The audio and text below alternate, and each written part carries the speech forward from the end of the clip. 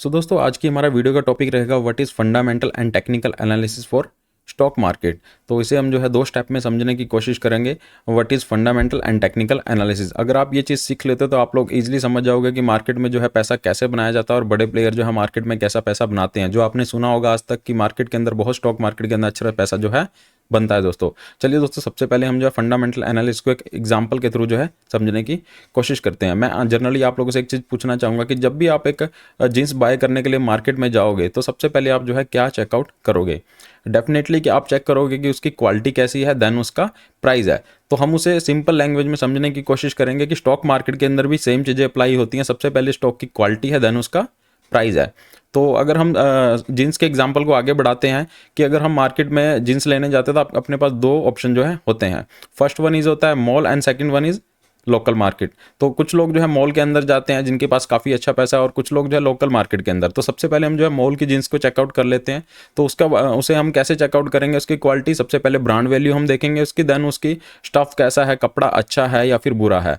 तो ऐसे ही हम जो है वहाँ से चेक कर लेते हैं कि जो उसकी क्वालिटी है वो अच्छी है, लेविश ब्रांड है, रेंगलर है, जो भी आप जो है बाय करते हो ABCD, ठीक है।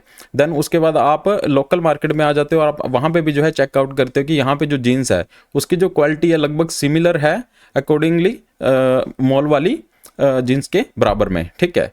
तो आप ये क्या होगा वहाँ पे दोस्तों, लेकिन अगर आप कंपेयर करोगे तो दोनों की क्वालिटी में बहुत ज़्यादा डिफरेंस नहीं होना चाहिए, एटलीस्ट सिमिलर आप लोगों को लगना चाहिए स्टफ, ठीक है। तो स्टॉक्स में तो आप ऐसा नहीं कर सकते कि आप उसे हाथ लगा करके चेक कर लोगे कि इसकी क्वालिटी कैसी है। तो स्टॉक्स में क्या है कि आप फंडामेंटल एनालिसिस करते हो। जैसे कि आपने ब्रांड वैल्यू जींस की देखी है, ऐसे ही स्टॉक्स की होती है, जैसे कि इन्फोसिस हो गया, रिलायंस हो गया, TCS हो गया, ठीक है, विप्रो हो गया। तो ऐसे ही जो है यहाँ से हमें क्या पता चल जाता है कि इसकी क्वालिटी कैसी है दोस्तों।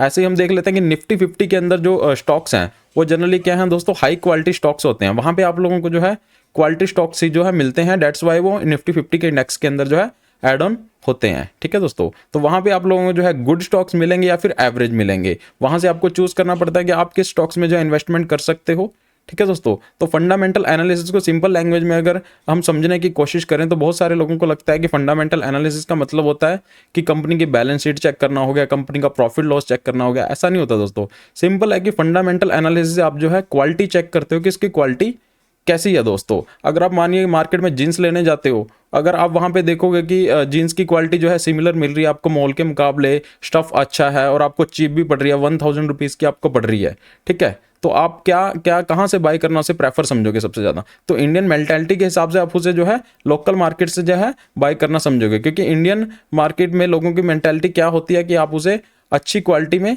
जो है बाय करना चाहोगे और कम प्राइस के अंदर बाय करना चाहोगे, ठीक है दोस्तों। तो फंडामेंटल में क्या आपने देख लिया कि क्वालिटी इसकी अच्छी है। लेकिन अगर आप दूसरी अपोजिट चीज़ सोचने की कोशिश करोगे, कभी आप ये देखते हो कि अगर आप 1000 की जीन्स बाय कर रहे हो कि आप ये देखोगे कि उसकी जो वो जीन्स बनी है वो कहाँ बनी है, ठीक है, उस फैक्ट्री में कितने मजदूर काम करते थे। इन सब चीज़ों से आपको कोई मतलब नहीं होता। सेम एज इट इज़ होती है यही चीज़ें, ठीक है। स्टॉक मार्केट के अंदर भी बैलेंस शीट पढ़ना या फिर उस कंपनी के बारे में जानना इतना इंपॉर्टेंट नहीं होता। इतना इंपॉर्टेंट होता है कि उसकी क्वालिटी कैसी है। वो आपको चीज़ें पता चल जाती हैं कि एवरेज स्टॉक है या फिर गुड स्टॉक है। निफ्टी 50 के अंदर सारे स्टॉक्स हैं जो एवरेज या फिर गुड स्टॉक तो होते हैं, वहाँ पे बैड स्टॉक जो है नहीं होते, ठीक है दोस्तों। ऐसे दूसरा हम चेकआउट कर लेते हैं। सिंपल है कि फंडामेंटल से हम जो है क्वालिटी चेक लोगों को लगता है कि टेक्निकल एनालिसिस का मतलब होता है कि चार्ट ट्रेडिंग उसका मतलब नहीं होता दोस्तों। For me technical analysis of price होता है, ठीक है दोस्तों। प्राइस का एनालिसिस, अगर कोई चीज़ आप लोगों को बहुत अच्छी मिल रही हो लेकिन वो एंड ऑफ द डिसीजन हमारा कहाँ पे होता है, सबसे बेस्ट जो होता है वो प्राइस को लेकर ही होता है। तो स्टॉक मार्केट में अगर मैं बात करूँ कि आप टेक्निकल एनालिसिस को कैसे फाइंड आउट करते हो कि टेक्निकल एनालिसिस वाइज से जो स्टॉक है वो कैसा है, तो जब मार्केट क्रैश होती है, फिर मार्केट बॉटम में होती है, हालांकि किसी के पास बॉटम में पकड़ने का जो है आसान नहीं है किसी के लिए भी, ठीक है दोस्तों। चाहे मैं भी हूँ चाहे आप भी हो, ठीक है।